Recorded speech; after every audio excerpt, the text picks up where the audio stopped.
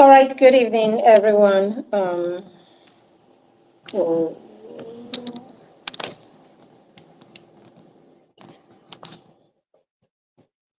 can you see me? Can you hear me? Good evening, everyone. How are you doing this beautiful evening? I am so sorry that we are starting this live session so late. We have had some major issues why we shouldn't be having this session. But we thought, it's important that we have this session anyway. All right. Welcome to the Skill Up Show. The Skill Up Show usually would happen at 1 o'clock in the afternoon. I'm sure you notice I am not in my usual studio. We've had challenges with that. We also had events that came up today that led to us moving the show to this evening, and then we still had some challenges with making the show happen at the right time. But then again, we said we have to do what we have to do because we say we're going to be here. Here we are. All right, so welcome to the Skill Up Show. Just give me a minute because we have our studio has been a challenge using our usual studio, and our makeshift studio isn't working effectively as we thought it would. Just give me a second. Let's see whatever we can do within our power to make it work for us. My name is Veribet Chima, and this is the Skill Up Show. Today we want to look at why we should introduce skills to our children, especially our toddlers, and how we can go about this. All right, I'm going to be with you shortly. Just give me a few minutes and we'll be ready to roll. All right, a few minutes and we will be ready to roll.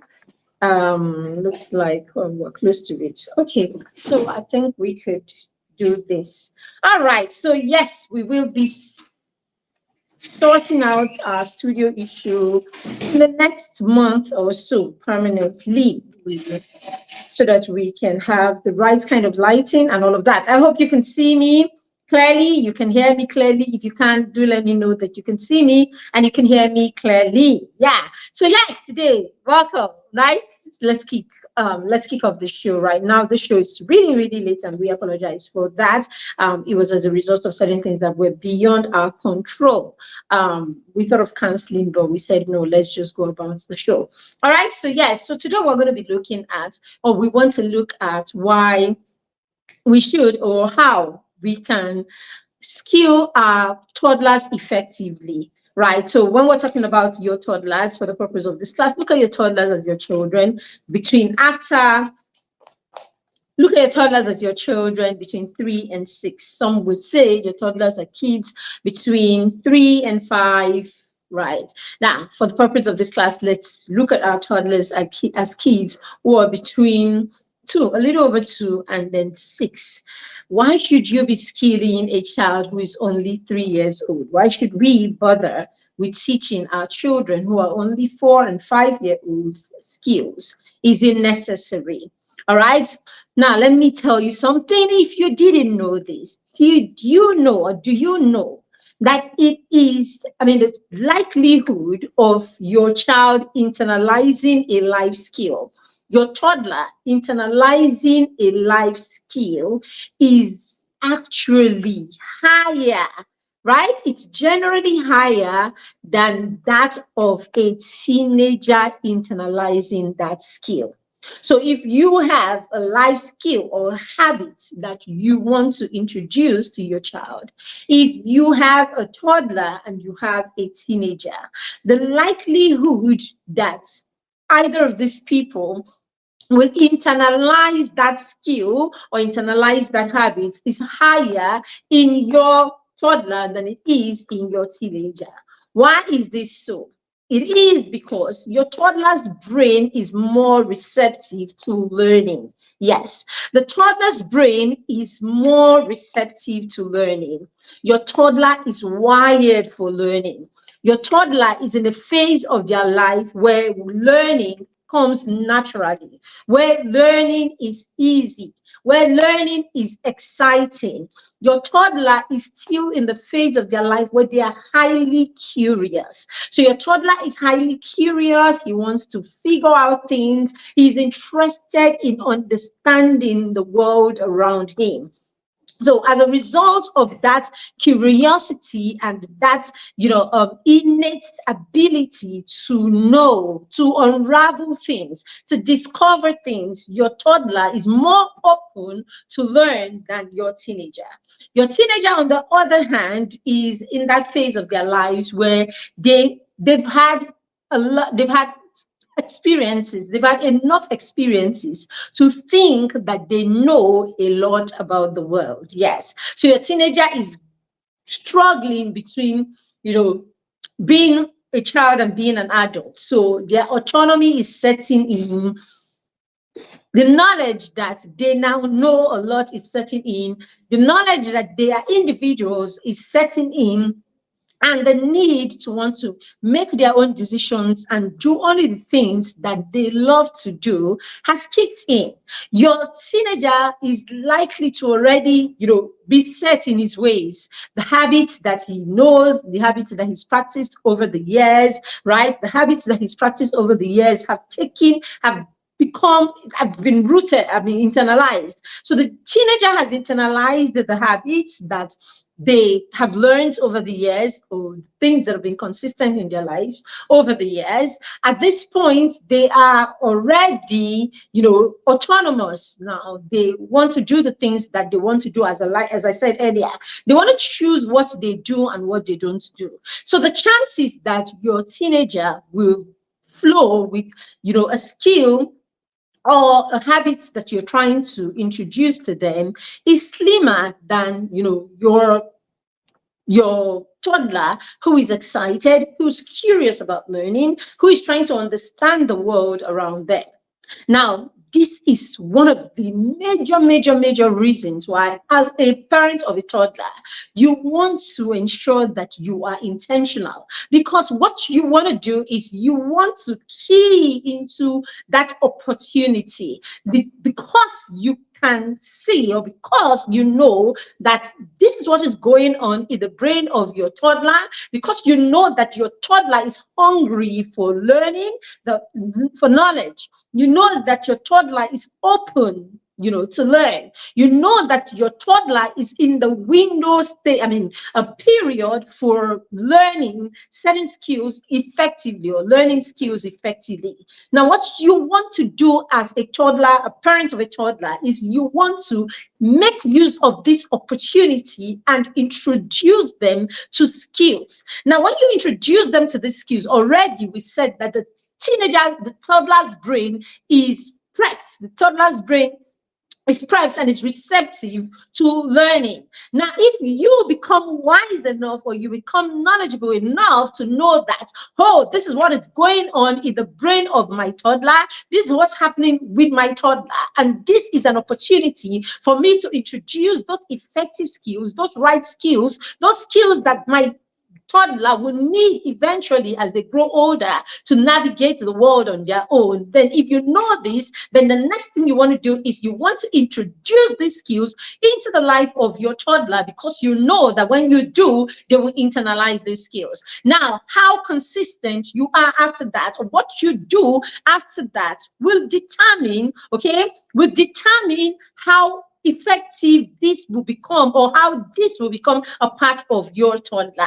So I tell you what, the skills that your toddlers learn as toddlers and they internalize as toddlers, these skills become easy for them to manifest when they become teenagers. Now, this is why you will see certain teenagers and the things that other teenagers struggle with. These teenagers that we're talking about are not struggling with these things. If you go back and you check, chances are this teenager was introduced to these skills, to these habits, while they were a lot younger. And that is why it is second nature. That is why it is easy for them to exhibit these skills, these habits, this character, and you're wondering why it is difficult for another teenager. Now, let us look. I wrote this post earlier today, and I talked about why you must introduce skills early to your children. So I'm going to share with you 5 reasons why you must introduce, not just should, you must introduce skills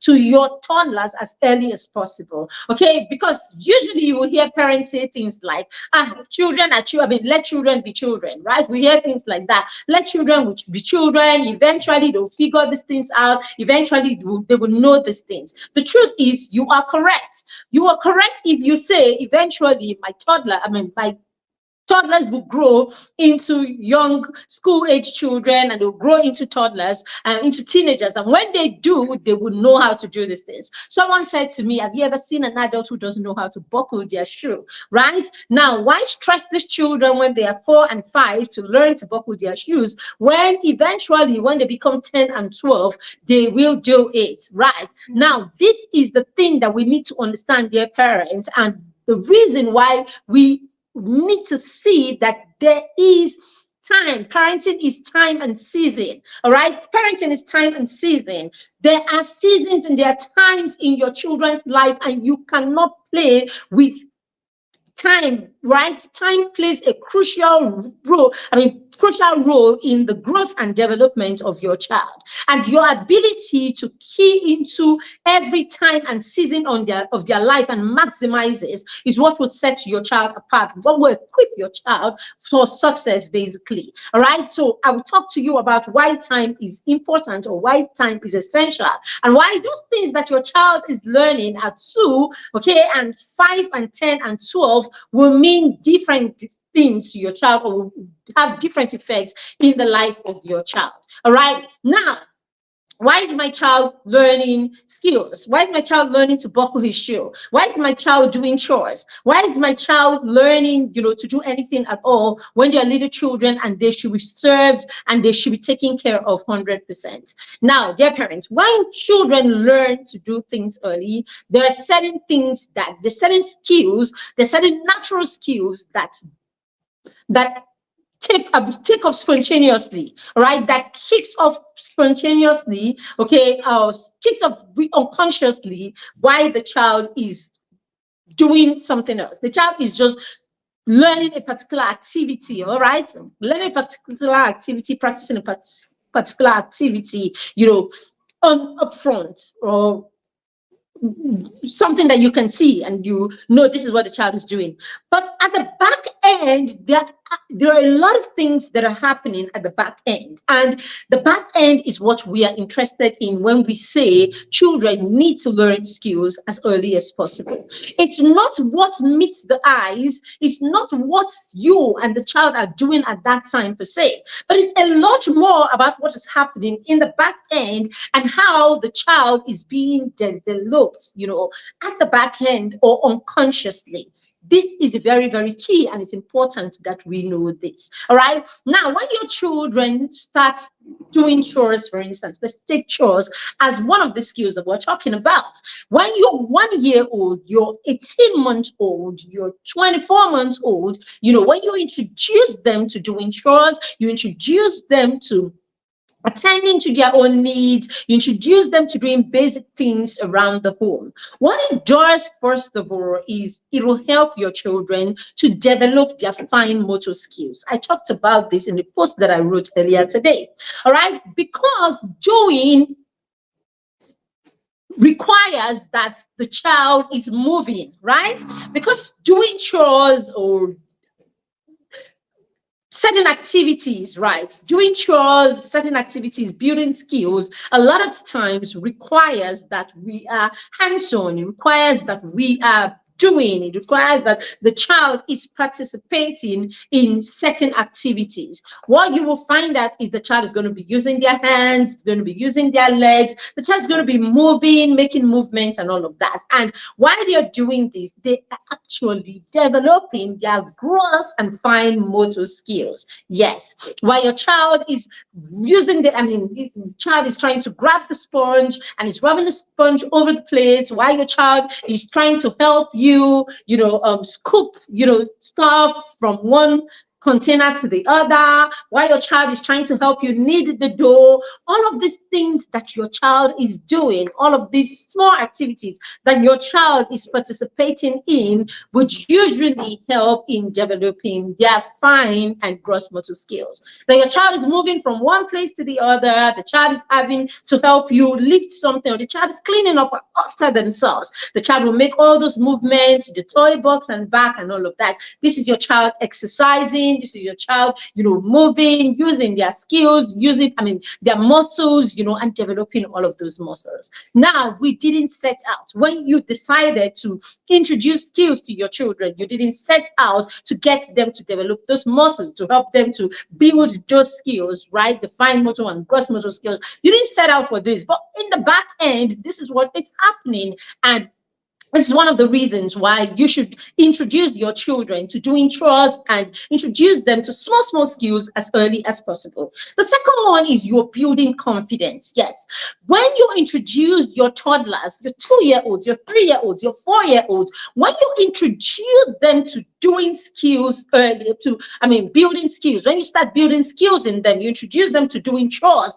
basic things in the home and all of that. When you do that, you are helping the children build confidence. I hope by now you know as a parent that your child's confidence is built at home. Yes, your child's confidence is first built at home. How your child carries themselves, how your child sees themselves, what your child thinks of themselves is dependent on what it is that you think of your child, what you say of your child, how you see your child. So if you think that your child can do all things, if you think that your child is capable, if you think that your child can solve problems, if you think that your child has the ability and the capacity to do all these things, and you make the child know that I see you, I trust you, and I know that you can do this if you put your mind to it, what happens is your child begins to believe these things. And this is how your child begins to build their self-esteem. Okay, apart from that, when your child actually goes into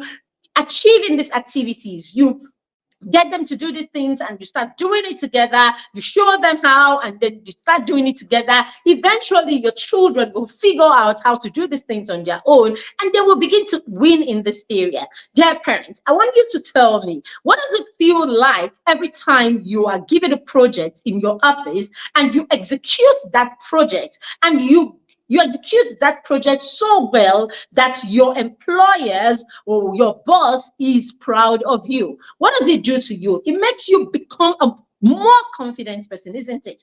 Every time you execute, every time you win at something, every time you deliver on a job or on a project, what it does to you, it boosts your esteem. It helps you to know more. It builds your self-assurance, right? You become more sure of yourself, right? And this is, it's on this premise that we take our CVs and we go to, higher jobs, or, we seek higher opportunities because we have delivered on the roles that we had been given in the past. And we know that we are good at what we do. That's where confidence comes from. Your confidence does not come from the fact that, I went to school, I graduated in school, I came tops in my class, and so therefore I can do any job in the field. No, the confidence is going to come from eventually getting the job and delivering on the job. For every time you deliver on the job, okay, you build more confidence. It's the same thing that is going on or that's happening with your toddler. The more times that your toddler gets into doing small activities at home, winning at these activities, achieving and coming out and delivering on this small project, the more confident they become. This is the reason why every time, if you have that 2-year-old, that 3-year-old, and your child goes to the bathroom, for instance, okay, and you want to give them a bath, and they insist that you let them have a bath. I tell you, allow that child have that bath. By the time the child pours the water on themselves, and you are there, and the child is trying to scrub themselves, give themselves a good bath, and you're like, oh, well done, awesome. I tell you, the moment you make that child think or believe that they are good at this and they can do this, you realize that that is the end. They will not allow you do it for them anymore, because it's more like, I got this, like, let me be, I have this, I can do this. So this is why you see that your toddlers want to do things for themselves. Your toddlers really want to win. Your toddlers really want to achieve. They want to win at whatever it is that they are doing. So yes, parents, as you give them the opportunity to win, you give them the opportunity to try their hands at things, you give them the opportunity to conquer their curiosity, okay? What you find that in the back end, what is happening is your child is building confidence, and that's where they exude that right self-esteem that we need, right, that our children need to walk through, the world without other people telling them what they are or what they are not. All right, so this is one of the reasons why you want to introduce your children to doing chores and other skills as early as possible. The next one is it helps them to build problem-solving abilities. Yes. So when your child is introduced to doing these activities, whether it's chores or it's building skills and all of that, in whatever it is that we do, we must come across obstacles. All right. So even in the small things that your children at some point, they will meet certain obstacles in the way of them, why they are doing what they are doing. You find that the more you give them the opportunity and then you allow them some independence, you find that every time they come across obstacles, they will try to solve these problems on their own. The more times that they solve the problem or they succeed with solving the problems, the more they become confident in their own abilities, isn't it? Yes. So you will find that your child is now open to solving problems. Your child is now open to seeking their own solutions. Your child now learns that they can fail. Have you seen a little child trying to crawl? Have you seen a little child trying, a toddler? Yeah. Have you seen a little child trying to crawl, right? Yeah, and then the child will crawl and the child will fall, doesn't stop the child. The child will stand up again and continue to, try and will fall. They do that many times, but the truth is they don't stop because they fell or that they hurt themselves the last time. You see that the child keeps trying to crawl.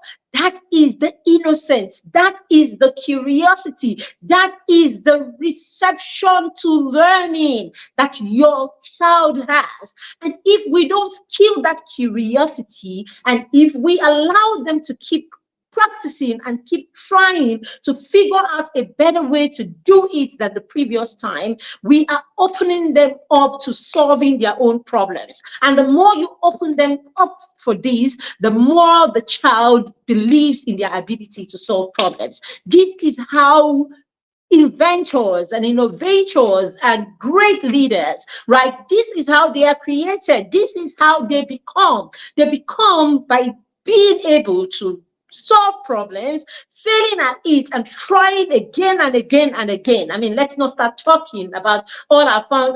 Talking about great inventors, Einstein and all of the great people who have gone ahead of us, and the many times that they tried and tried. There was Edison and all of them. Many times that they had to try and try and try. The Wright brothers, all of them. The many times they had to try before they could create, right, the things that you and I are enjoying today. Every one of our toddlers, every one of our children has the same innate ability to be like these people. If we will not de-genius them by stopping them from doing, by stopping them from expressing the skills that they have, by hindering them or keeping them away from building skills, developing skills, and giving them the opportunity to express these things that they know or these things that they are learning in their environment. So the more you introduce your children to basic skills like chores and other things, that they can do in their environment, the more you help to build their ability to solve problems. The next one is a love for learning. When we introduce our children to learning early, we introduce them to building skills early. When we introduce them to building skills early, sorry about this, just give me a second. All right, so when we introduce them to building skills early, we introduce them to these opportunities as early as possible. What happens is our children become, open to learning. They want to learn. They want to, they want to do more. I said at the beginning of this class that, do you know that the chances of your toddler learning or internalizing a life skill or a skill or habit that you introduce is higher, generally higher than that of your teenager?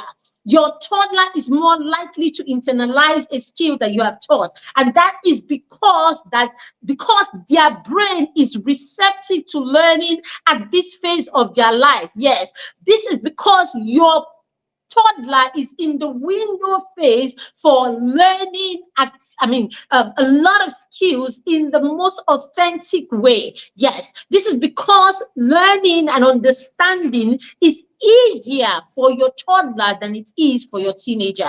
This is because your toddler is not set in any way. Your toddler is open to learning, while your teenager is already set in their ways because of the habits that they have learned over time that is not easy to unlearn. So these are some of the reasons why it is key, very, very key, dear parents, that you introduce your toddlers to skills. The last one we're going to be talking about is you help them build empathy. All right, you help them build empathy simply by introducing them to doing chores and building skills, basic skills that they need to navigate at that level. So when you teach your children or you introduce them to basic skills, for example, you introduce your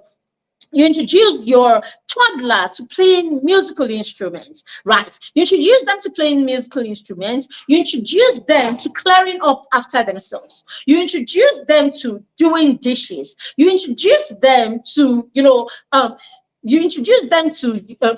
a lot of these things, right, that will help them navigate the world effectively in different areas of their life. What you realize is these children will come in, right? They will come through even for you as a parent. They will come through for their friends in the playground. That is why you go to the playground and you see there are certain toddlers that are skilled, that you find out that when their friends are trying to do certain things and their friends cannot achieve it, you will see them always coming through for them.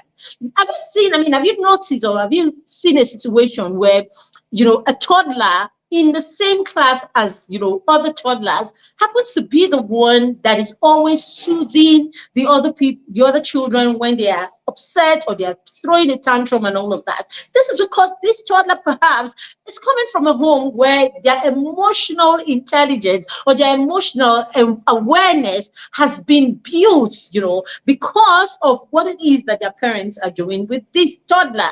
All right, you have a situation where you are, even as a parent, you are hungry or you are tired, and you see your toddler, because your toddler is skilled, your toddler is able to say to you, "Mommy, do you want this? Do you want me to make you a cup of tea? Do you want me to toast bread for you? Would you like me to fry?" You've seen situations like that. If you haven't, I have. Okay, I have had my 6-year-old at the time when my daughter was 6. I've had her, the times I'm tired, the times I'm just really tired, and she's like, "Okay, Mommy, what do you want? Would you like me to fry? Should I fry eggs for you?" Like, she's there doling out, different options as to how she can help. How can I help you? The only reason that your child is coming through for you that way is because the child has been skilled in that area, right? Good. There are other situation where you can actually have your child work with you or, support you or help out with whatever it is that you're doing.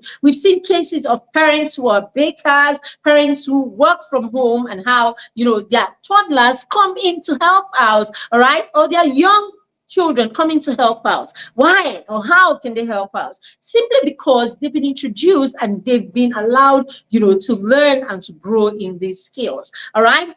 I stopped having living, helps when our son turned 10. Now, it's something that I didn't do it because, I had all the energy and all the ability to do things on my own and I didn't need help. No, that's not why. Okay. At the time, it was a decision we had made, right? And I knew it was going to be really tough, knowing all the energy that doing basic things in the home, all the menial, jobs, things that you do around the house can be. But when we started doing this, because our 10-year-old had been, passed through, building skills in different areas, I realized it wasn't that bad because I could see that a lot of the things that, people who worked with me, the living, helps who worked with me, a lot of the things that they were doing for me at the time, our son could do the same things to a high degree. He could do them, effectively. And so it wasn't too obvious that I didn't have a living help anymore because we could actually go into the kitchen together and he could actually cut the onions and do, the preps with me or for me, and just like these other people who lived, with me in the past would do, he could do a lot of those things. So it made it a lot easier for me, made it a lot easier for all of us because, hey, I had, a 10-year-old who was skilled to a huge extent. Okay. It's the same way right now. Our son is 14 and our daughter is 8. And I can actually hang my bag, and if I have to go out, I go out, and I don't have to think twice about what's going to happen with them because I know that they will sort themselves out. I know that they will sort themselves out as far as food goes. They will sort themselves out as far as a lot goes. Their needs go, right? They will sort themselves out. And so I don't have to worry about these things. So this is what happens to us when we raise our children to be skilled. When we raise them to be skilled, we realize it becomes a win-win situation because they can rely on themselves and you can depend, on them to do certain things when you are not there. That way, you stop micromanaging your home as a parent or as a mother, and you stop yourself from the many overwhelm that comes from the fact that you have to be everywhere, you have to do everything. The bus stops, at your feet. It's you. Everything has to be mommy, mommy, mommy, mommy, mommy.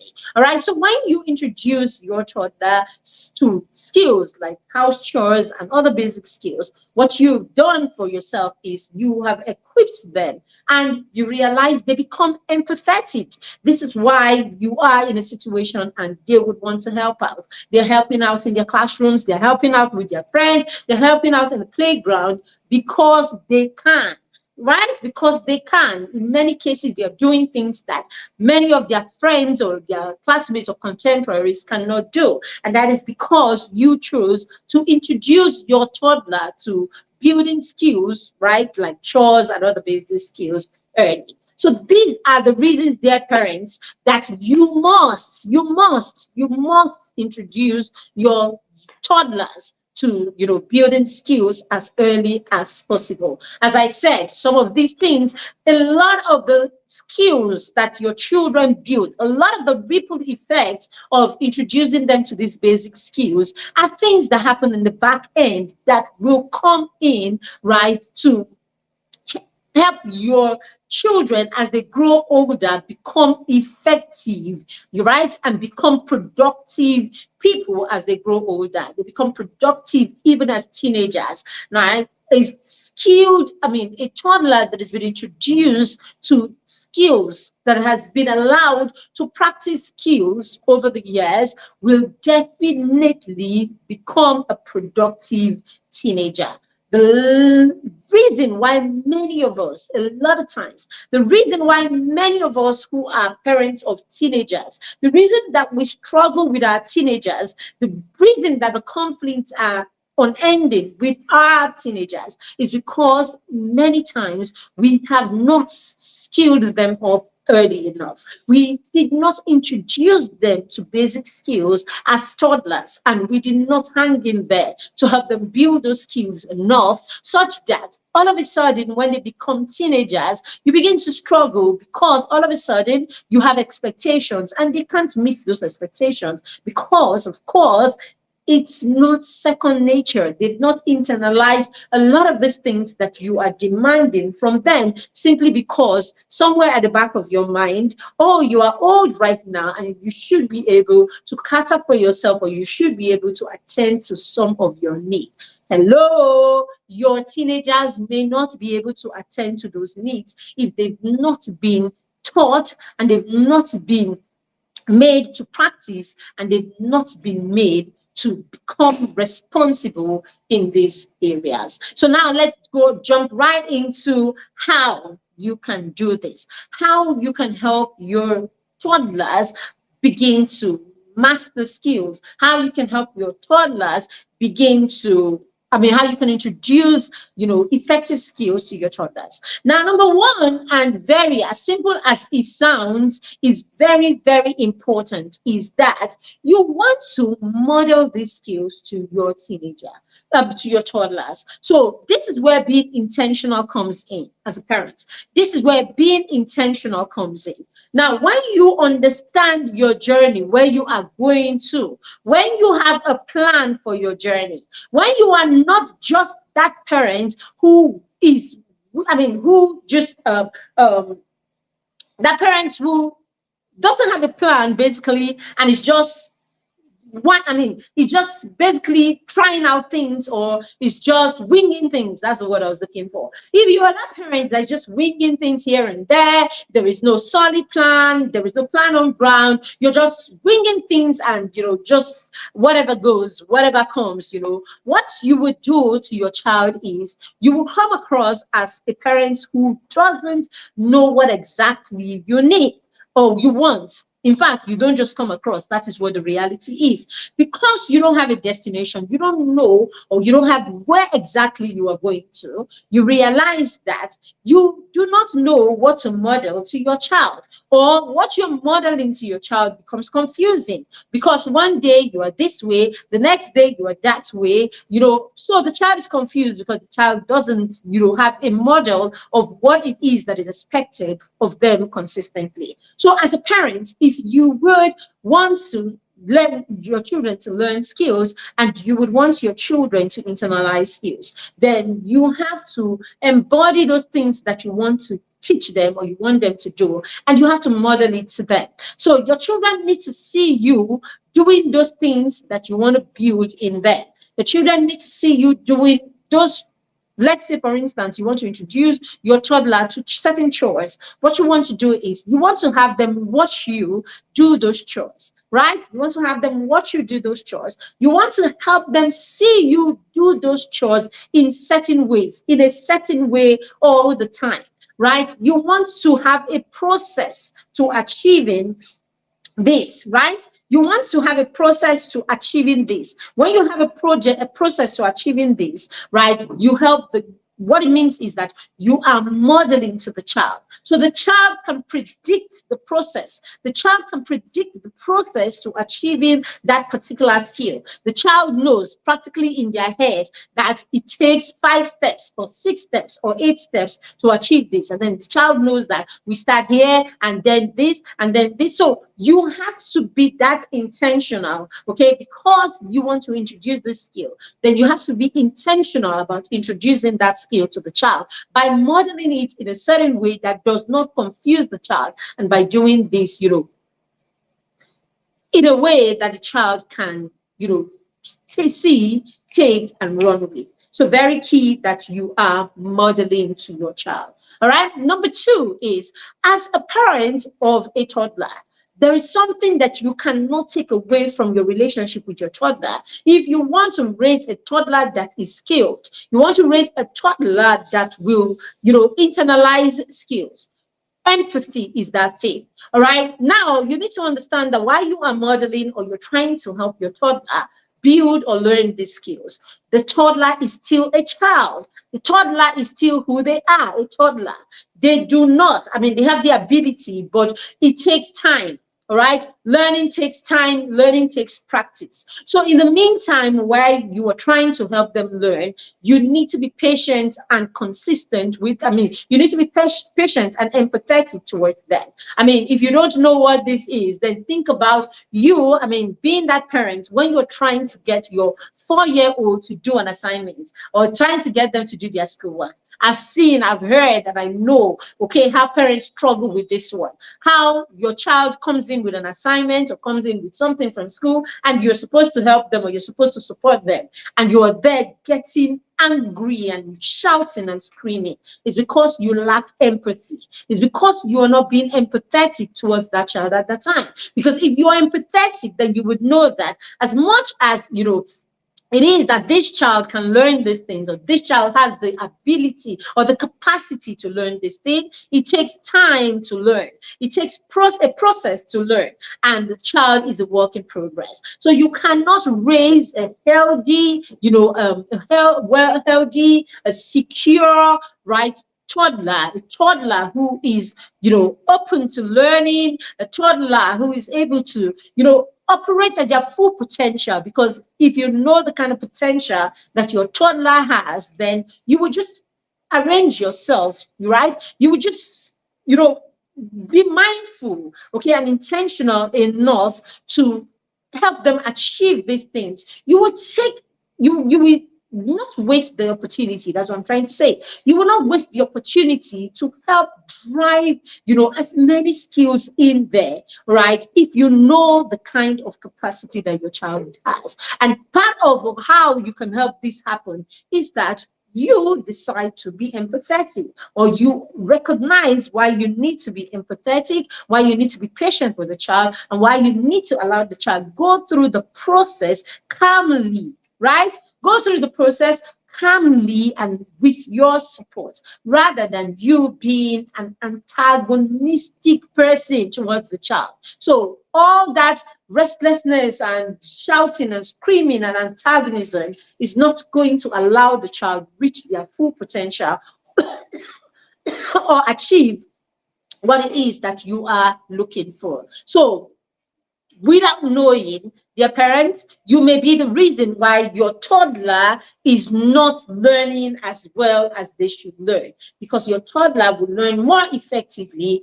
in a calm environment that does not threaten them, in a calm environment that does not stress them, because all of these stressors would block the child's brain, the part of the brain that allows the child learns. It's going to the stressors block all of that. So eventually what you get is you got a child who is stressed, you got a child who is unhappy, you got a child who is, you know, who is unhappy, yet the child is not learning, because when children are stressed, the part of the brain that allows them actually shuts down, and you just have a child who is treated badly. You just have a child who ends up being stressed and unhappy, and no learning is happening as you would like it to happen. All right. The next thing you want to do is you want to, whatever it is that you are introducing, whatever skill that you're introducing to your child,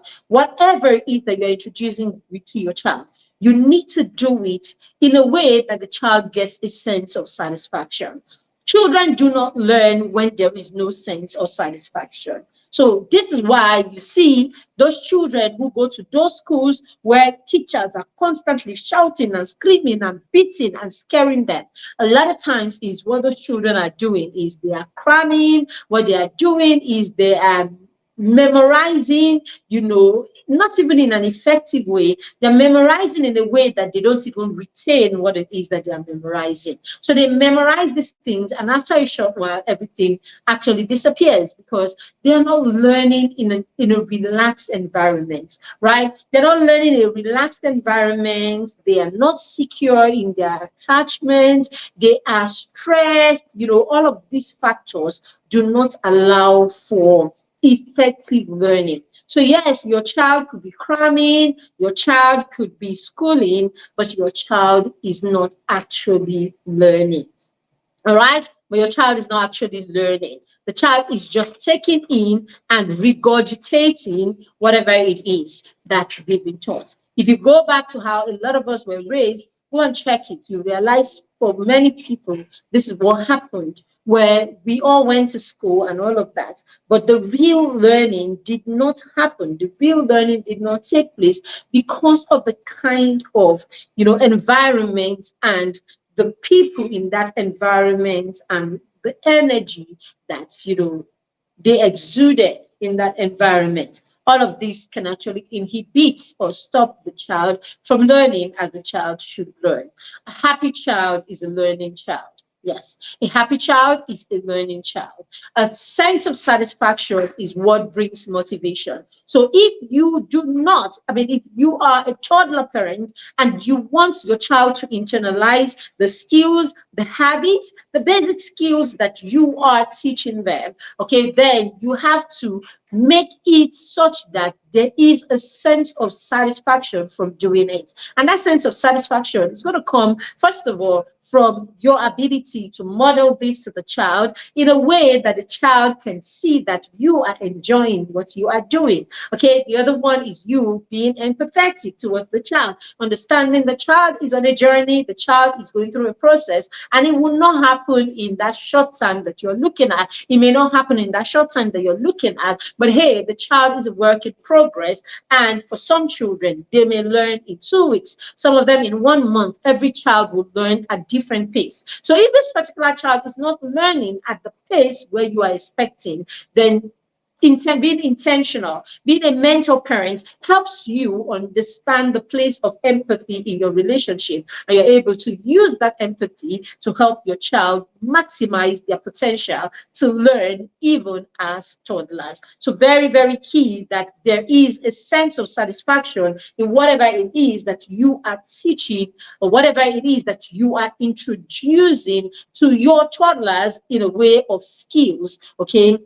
Basically. All right, the next one is consistency. I can't talk about consistency enough, dear parents. Okay, now I've talked about all of these, the importance of introducing skills to your toddlers. I've talked about how not just upfront, the lot of skills are being built, a lot of ripple effects, okay, positive ripple effect is happening at the back end when your children do basic skills, something as simple as piecing a puzzle together. Okay, for you, the child is piecing a 20-piece, a 30-piece puzzle together. But if you know all of the skill that the child is developing in the back end, for instance, your child is developing problem-solving skills, resilience, at the back end, resilience, problem solving skills, okay, the ability to initiate tasks, all of these are executive functioning skills, the skills that your children need to navigate the world effectively and become successful as an adult. These are the skills. Your child is building the foundation for the skills that they will need at 20, at 30, at 40. And we know that thing about foundation. When the foundation is right, everything sits. When the foundation is right, everything sits. As a class teacher, as a teacher, okay, a lot of times I have children come in to be in my class, right? So I've had children who have joined me in a class where I was a teacher of 6-year-olds and 7-year-olds in a year 2 class. I've had children join me in a year 5 class, right? I've had children join me in a year 4 class. At different times, I was teaching this group of children. And you can tell, you just need to bring your child. Just 2 weeks, 3 weeks in my class, I would tell you what kind of foundation that child has. Do you know that your child who is struggling with math is not necessarily because the child is not smart, or because it's not because the child is not smart, or because the child does not know math. It's because the foundation for math, that's math, the concept and all of that, the foundation was wrong. If that foundation, when your child was 4 and 5 and 6, if the foundation wasn't right, I tell you, that child will struggle with math in SS2 and SS3. That child will struggle in math in A levels and struggle with math in the university if the foundation is not right. All right. It's the same thing with spelling. If the foundation is not right, it's the same thing with speaking. It's the same thing with a lot of things. If the foundation, and this foundation I'm talking about, is a foundation from when your child is 0 to about 6, that's where most of the foundation is actually built,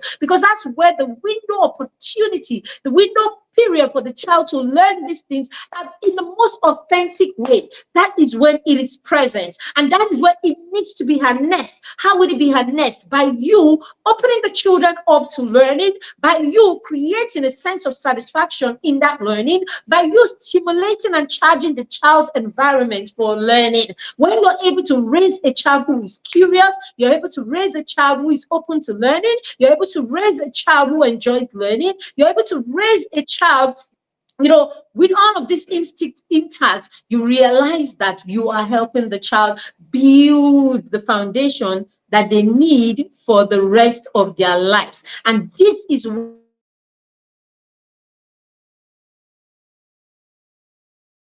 use the basic thing that your child needs, okay, to learn today, right? And don't come here, please, parents, don't do that thing that a lot of other parents do, saying, these children, let children be children. Eventually, they will know about how to do these things. Yes, eventually they would. As this person said to me, have you seen an adult who doesn't know how to lace his shoes? Yes, your child will learn how to lace his shoes eventually. Eventually, at 10, they will lace their shoes, right? At 12, they will lace their shoes. But what would have happened to that child is the child would have missed the opportunity to learn all of these other skills, or to build all of these other skills in the back end. Problem-solving skills, the ability to initiate tasks, the ability to stay in there, the ability to rise from failure, the ability to all of this, the ability to empathize with other people, the ability to ask for help, the ability to allow help, all of these skills, your child would have learned it. And hey,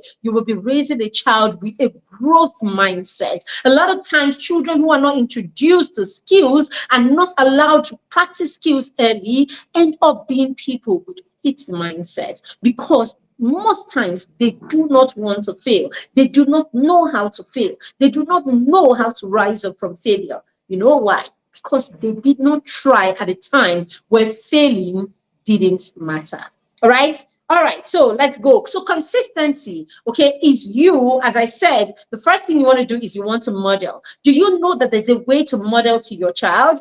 Do you know that? All of us, when we say model, everybody will be like, yeah, I do it. They see me do things. But do you know that there is a way to model to a child, and a modeling that is done with consistency is what will become effective? Because what happens is your child is able to master the process. The child is able to see process. Any modeling that you're doing with your child that doesn't go through a process, step 1, step 2, step 3, step 4, becomes confusing to the child, and it becomes difficult for the child to internalize. All right, now you need to, well, I mean, we have a free masterclass. I have a free masterclass that is coming up on the 16th. That's next week, Saturday. All right, that's coming up on the 16th, and in that masterclass, we are going to be teaching on this and more. All right, this month is for toddler parents. If you know any toddler parents, a parent who has toddler child, okay, reach out to them, share the link, right,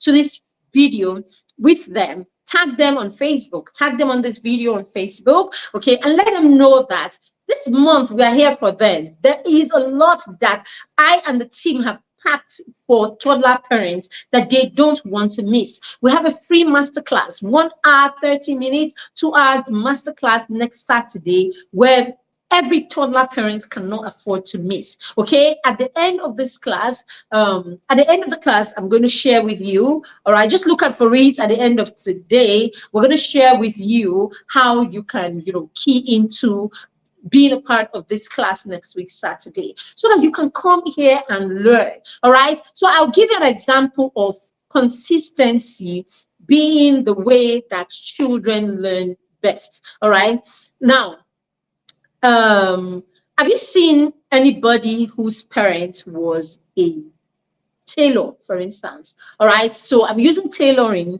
or I'm using a tailor, right, as an example, because tailoring is very hands-on, right? It's very hands-on. So by the way, whatever you're teaching your children, ensure that there is a practical to it. There's a hands-on activity to it. That's how your toddlers learn best. All right. We have a course that is coming up to help your toddlers learn effective skills through play. All right. So whatever you're doing, make sure that it's full of activities. For your child, activity is play. Okay, for your toddler, activity is play. So when we are fixing those puzzles together and all of that, for your toddler, this is play. Provided you're doing it and you're not uptight, you're not screaming, you're not shouting at them. So when you tell your children we are having, for those of us who are being intentional and growing in our intentionality, then you say to them, we are fixing the puzzle today. Then you begin to yell at them and shout at them. Will you not come and sit down? You have taken the elements that is going to make it satisfactory and it's going to let the children learn from it. You have taken it away from it. So for a child, activity is play. So what you want to do is you want to calm down when they are doing these activities. You want to create, more of a reason why the child would want to do it, right? I said there has to be a sense of satisfaction in that activity. So you want to add some fun to the activity. So for your child, cooking can be play. Okay, all you need to do is add a sense of satisfaction to it. So while you're cooking, you want to dance, you want to sing, you want to gist. So for your child, that activity becomes play. Parents, there's a lot that we will teach you. There's a lot that we have packed that we want to teach you. So make sure you enroll, you key into that, becoming a part of that course. If you have a toddler, you have young children, you have children between 0 and 10, then you want to be in that class because there's a lot that we're going to pack in there for you to take away and apply in your parenting. Okay, so I was talking about the tailor. So now, when you see children upfront from their parents, right? Those ones that their parents have been sewing since they were 0. What you see is, I take Vicky James, for instance, okay? So recently I found out who Vicky James is and started, doing a bit of fun and seeing, what's going on with her and understanding, her, what she does basically. All right. So I found out in one of those, why I was watching, some of her process and activity, and I found out that her mom was actually a tailor, and basically she learned sewing just watching her mom. According to her, she's not gone to any school, she's not gone anywhere where anybody had to teach her, And now if you find that, you will see that her mom probably never at 5 or 10 or 12 said to her, come and sit down, put a board in front of her, take a pen or whatever and started teaching her. No, her mom didn't do that. What would have happened is, because sewing is a process, sewing is an activity that has concrete processes. You start by waking up in the morning. You start by prepping your machine. You prep your machine. You oil your machine. You put the needle, the thread in the needle and all of that. You put your clothes, you cut. It's a process. You put your clothes, you cut, you finish cutting, you put the gum stay or hair stay or whatever it is. You do that. After that, so it's a process. So because she has seen that process over and over again, there is no confusion. There is a process. She will not see her mom cut the fabric today and then sew the fabric, then come back lining. Do you understand? It's a process that is consistent. And this child has watched that process consistently since she was age 0. You would think that nothing is happening there, but remember the back end that I talked about. All that is happening, the real deal is happening in the back end. Her mom didn't have to say to her at age 6, come and sit down, I want to teach you how to make shorts. All her mom needed to do was model consistently, and the child could see consistency play out. And so the brain is able, remember I said that the toddler brain is receptive to learning. And because this learning is through a process, the toddler brain is able to absorb it, because your toddler does not like inconsistency. Your toddler does not like unpredictability. So when the process is predictable, your toddler is able to learn from it effectively. Remember, the toddler is in the window opportunity period for orderliness. Okay, for order. So the toddler understands order. Is in the window period for language. You understand the language, is hearing what you use. Is in the window period for small things, paying attention to small details. Is in the window period for all of these skills happening. And during all of this, the child is seeing someone do a particular skill consistently, or work a particular skill consistently. So yes, you can raise a Vicky James. You can raise you can raise an outstanding tailor, or outstanding whatever you want to call the person. And the same goes for whatever skill that you have. You can raise an outstanding person in that area just by them watching you, and because there is a process to that skill. Very key. We'll be teaching you this and more in that class. So make sure that you do not miss the opportunity to be a part of that class coming up on the 16th. That's next week, Saturday. All right. So the next thing I'm going to be talking about is hands-on. So whatever it is you're doing with your toddler, you want to introduce your toddler to skills, habits, and whatever. Make sure that there is a hands-on component to it. Make sure that they are doing. We learn by doing. Okay, we learn by doing, not just talk. A lot of times we talk, and there is no action to it. There should always be an action plan to every instruction. So when you give children instruction, when you give your toddlers instruction, make sure that instruction is followed by a process, of an action process, or what action you would like them, and when you're giving them these instructions, and make sure, as I said, make sure that there is a process to it. So I want you, when you're done eating, what are you supposed to do? I'll wash the plate. Okay, I'll wash the plate. When you're done eating, I need you to pick up your plates and your cup. This is you adding an action plan to it. I need you to pick up your plates and pick up your cup. I need you to go into the kitchen with it, put it in the sink, and then use the soft sponge let it be. This is how your toddler would learn best. Let it be, and let there be. So let there be a hands-on practice to it. Let them do it. Let them do it. Let them do it. Let them practice it. Let them put their hands right to the plow and do what they have to do. All right. So this is where we are going to stop for today. As I said, we want to be a part of that toddler class that is coming up very soon. And I also shared that activities is what your children see activity as play, and children learn best through play. This is why we created our book. So I have an amazing book for children 0 to 10-year-olds, Playtime Stories for Champions. Okay, it's a book that is full, it's packed with activities. I thought I had a copy here. I'm not in my usual studio, so I don't have a copy here. Just a second first.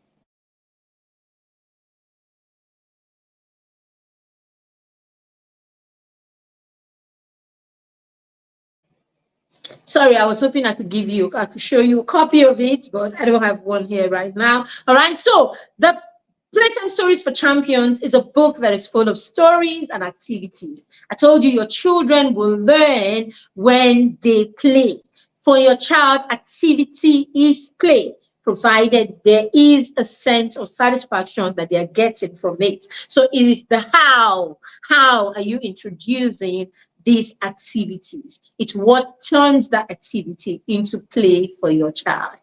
Even studying can be play for your child. Even reading can be play for your child.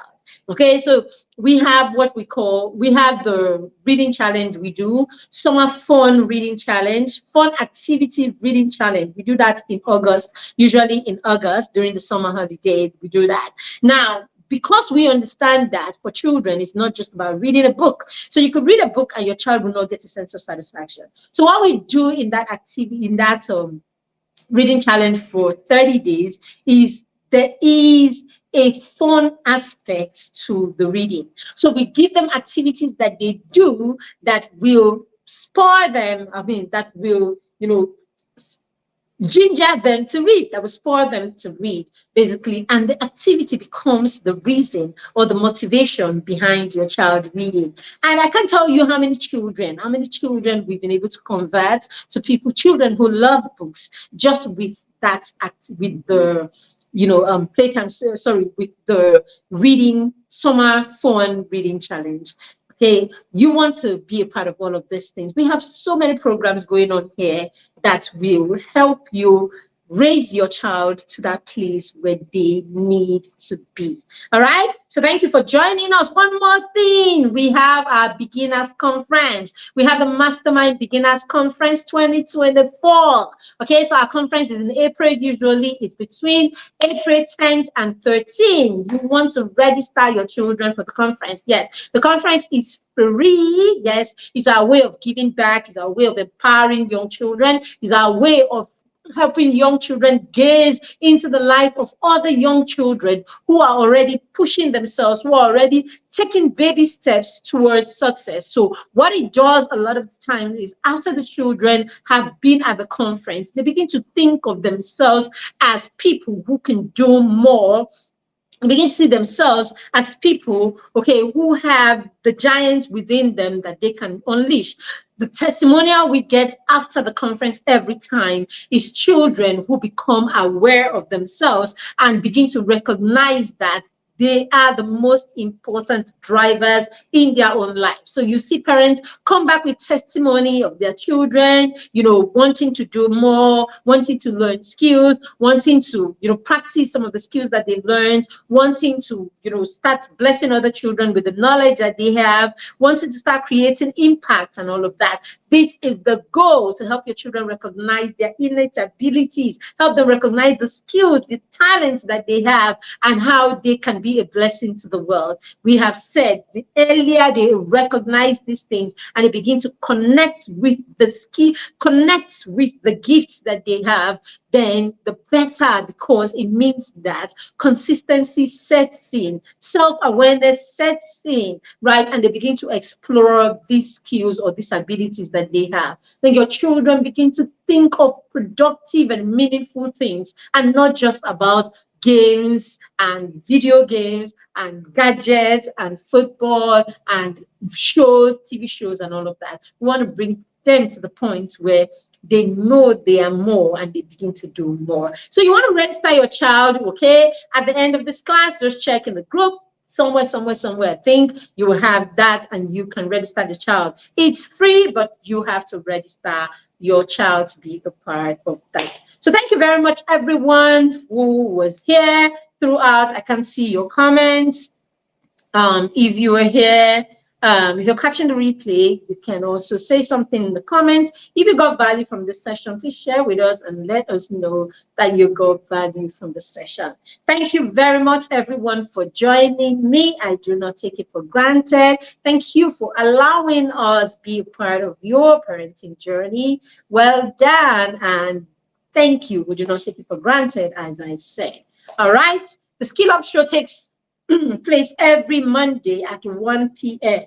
Not 7 p.m., 1 p.m. We moved this class to 7 p.m. today because we couldn't host it at 1 p.m.